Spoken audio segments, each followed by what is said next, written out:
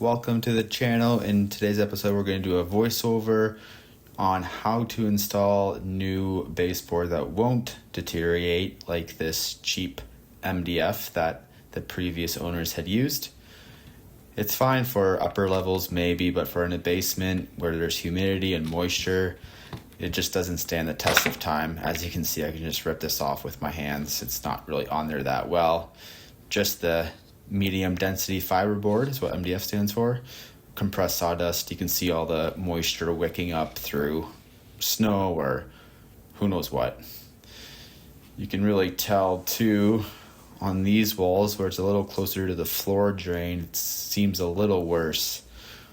They aren't caulked, they aren't painted quite properly either, so we're gonna spruce it up quite a bit. Just pop them all off. They fall off pretty easy. It's nice to have that flat bar. You can really see with this one what the moisture does. This nail is rusted right through, so this is going into the exterior foundation wall, so that probably has something to do with it. A little bit more moisture coming through. I'm going to be using those finish nails. I could use a 16 gauge nailer, but I don't like how that holds in this situation, so I'm going to stick with the 2-inch trim nails. They have a small head and it'll just hold longer over a longer period of time. I also have PL Premium just in case my nails or screws don't hold. And to do any joints, I'll use 2-part adhesive. This guy looks like he recommends it.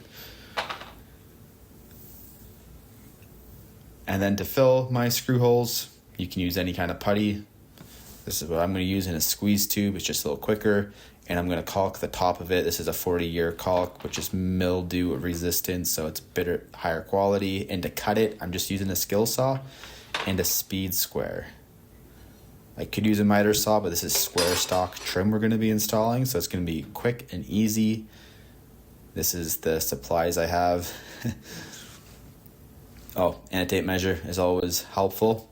So first things first, measure my first piece. I am going to just butt all my joints. I'm not going to miter anything because it is square stock, so it doesn't quite matter as much. You see I measured the top a couple inches up off the floor. And yeah, pretty quick, just out of the tailgate of my truck, I'll make my mark.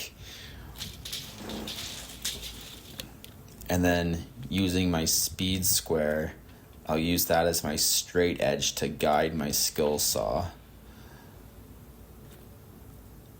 You can see here how it works. I'm going to use my leg to prop up my offcut because this is a long 12-foot piece. Not maybe recommended, but so that's how quick I'm going to do it.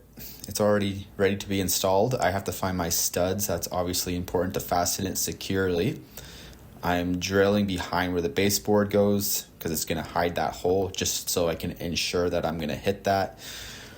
And then I'm just going to make a little tick on top of my baseboard where that stud is.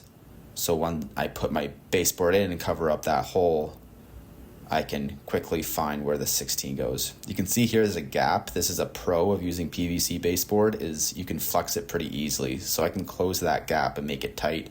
Makes it look a lot nicer rather than having to scribe it, which is time consuming.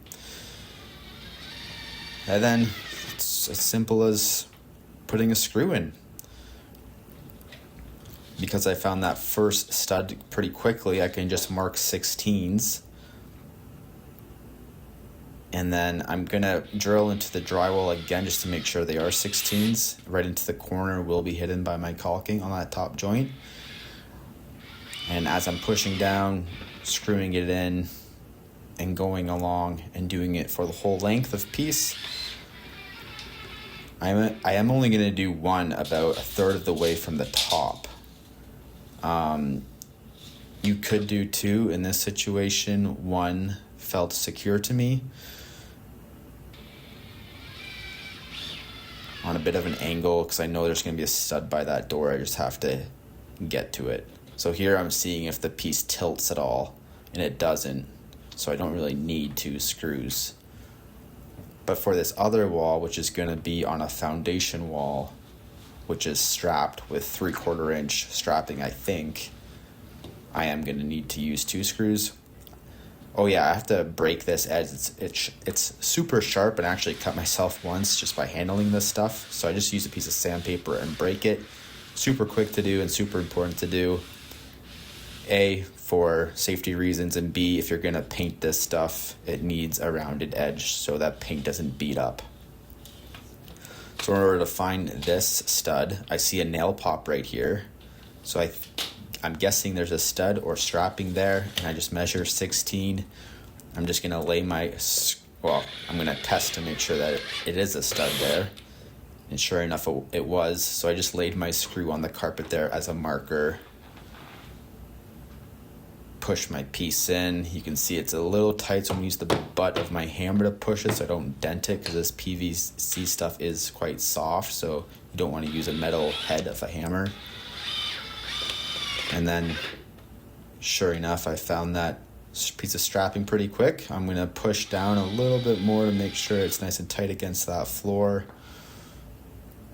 I'm gonna do 2 screws like I said, because it is more narrow frame behind it. I wasn't confident in 1 screw. And then I just mark 16s and finish off this piece as well. Again, I can use the butt of my hammer if I can't get enough force with my hand to force that piece down.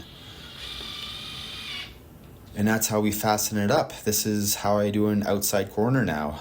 There's only 1 outside corner, so it's pretty easy. Inside corners were butted, and outside corners will also be butted. Let's see if this guy knows what he's talking about. He looks pretty enthusiastic. This 2-part adhesive dries really quickly, so I'm gonna go as quick as I can here, setting this up. I'm gonna dry fit my piece. You'll see that this corner is out of square, so that's why this piece is sitting proud.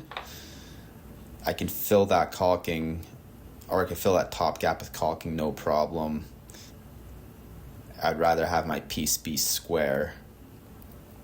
So I drizzle on my 2-part adhesive. This takes about 10 seconds to dry, so I do have to move pretty quickly. Once you make contact, I'm going to screw just behind that joint, so I hit that stud on the corner behind the drywall. And these screws are basically just clamps to ensure that this 2-part adhesive dries correctly. So I'm moving pretty quickly. I hit a screw there, I'm pretty sure, which sucks, but there we go. So that pressure is going to hold it pretty good. I'm going to stick a screw in the bottom plate of the wall, because I noticed I flared out a little bit there. I think I did that in 10 seconds. Looks good. And then we move ahead to filling. This is a squeeze tube. There's so many ways you can do this step. In this case, I'm using the squeeze tube, and I'm just dotting it. And I can either use my 4-inch drywall knife to push it in, or my finger. I ended up using my finger for most of this job, because I can leave it a little bit proud, because it will shrink a bit no matter what you do. So you want to leave it a bit proud so you can sand it flat with the trim. Otherwise you'll see it at the painting stage. Here's a close look of what's really important. When I screwed these pieces in, it left a burr. I need to push that in somehow. Ideally you dimple it, so I use the butt of my knife to dimple it, and it fills a whole lot better if you do it that way. And here's a bit of a close-up of how I fill it. I'm using my 4-inch knife there. Well, I'll use my finger for the most part. So a couple hours later, it's dry. I hit it with the block sander. Doesn't take much, pretty quick to knock that down. It's quite soft. And then once that's done, I can go ahead and begin the caulking. I wiped everything down too, you didn't see it, but made sure there's no dust. And this step is quick, as you can see. I just squeeze it on, wipe it off, and it's done. Show you up close a little bit. I will caulk my inside corners here, because there will be a little bit of expansion contraction, so I want to make sure there's something flexible in there, make it look nice. And that top joint too. I push it in, I don't pull, but I push my squeeze tube like that so it fills the joint. And then laying my finger flat, I wipe it clean. This might take a bit of practice, but that's it. That's the finished product other than paint. So it went from this little beat up MDF, some of it had mold on it, to this PVC, won't mold, water resistant. It'll stand the test of time. Great for a basement or a rental or anywhere where there might be moisture or see a little extra abuse. Thanks for watching, and hopefully you found this video helpful.